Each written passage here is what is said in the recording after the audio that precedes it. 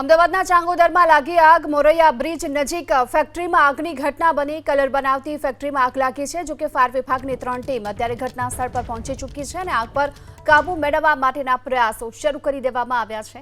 તો ચાંગોદરમાં કલર બનાવતી ફેક્ટરીમાં આગથી દોડધામ મચી ગઈ। ધુમાડાનું આવરણ આખા વિસ્તારમાં છવાયેલું જોવા મળી રહ્યું છે। આ સાથે જ આગની મોટી લપેટો પણ ઉડતી જોવા મળી। જો કે ફાયર વિભાગની 3 ટીમ અત્યારે ઘટના સ્થળ પર પહોંચી છે અને આગ પર કાબુ મેળવવા માટેના પ્રયાસો શરૂ કરી દેવામાં આવ્યા છે। ઉનાળામાં હાલ જે આગની ઘટના બની રહી છે। વધુ વિગતો મેળવીએ સંવાદદાતા કુશાંગ આપણી સાથે જોડાયા છે।